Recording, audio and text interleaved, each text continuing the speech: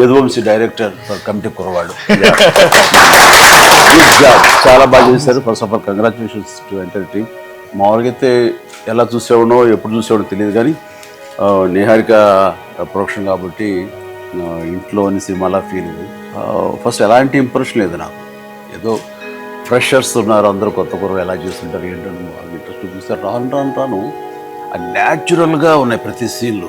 వీళ్ళందరి పెర్ఫార్మెన్స్ మొత్తం చాలా ఈజీగా న్యాచురల్గా ఉంది తప్ప నువ్వు సినిమా చూస్తున్నప్పుడు వస్తాడు మర్చిపోయాను. అది పెద్ద అడ్వాంటేజ్. లాస్ట్లో మాకు మైండ్ క్లారిఫై చేసేలాగా చిన్న పిల్లలు గాను, మిడిల్ ఏజ్ అండ్ టీనేజ్ గాను, మెచ్యూర్డ్ ఏజ్లో చూపించావు. చాలా అది బాగుంది దాంతో. అండ్ మీరు దానికి మేకోవర్ కోసం మీరు అందరూ ప్రయత్నం చేసింది చాలా సక్సెస్, చాలా బాగా చేశారు. Very good. నేను ఎప్పుడు సీన్ చూసేటప్పుడు స్టేజ్ లాగా లేకుండా ఇంట్లో కలివిడిగా తిరుగుతూ ఏదో తింటున్నాం, అది ఫ్రెండ్స్ సైకిల్ తొక్కుంటున్నాం, నడుచుకుంటున్నాం, ఏదో ఇడ్లీ తింటున్నాం, ఇవి ఒక దాని బిజినెస్ అంటాం.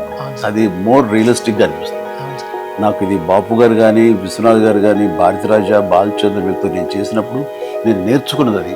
ఈ సినిమాలో మళ్ళీ నాకు ఆ బిజినెస్ కనిపించింది. ఆ సెంటర్లో ఏదో బయట కూర్చొని చూస్తే అలా జరుగుతున్నట్లు అనిపించింది తప్ప వీళ్ళు యాక్టర్లు నటిస్తున్నారు అనిపించాలి. అక్కడ డైరెక్టర్ గారిని పనితనం చూపించావు. వీళ్ళందరూ కూడా చాలా సహజంగా చేయటం అనేది మనకు అడ్వాంటేజ్ పాయింట్.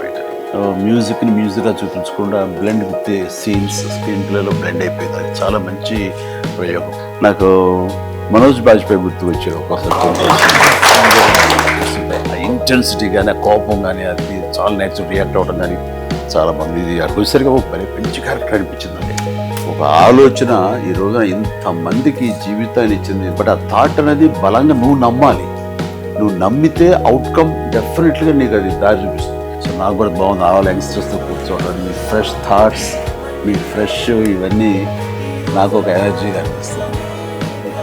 నా నుంచి మీరంతా ఎనర్జీ తీసుకుంటున్నారు, మీ నుంచి నేను అంత ఎనర్జీ తీసుకుంటాను. నా చిన్నప్పటి నా బిగినింగ్ డేస్ నాకు గుర్తుకొస్తాయి మనం చూస్తుండే.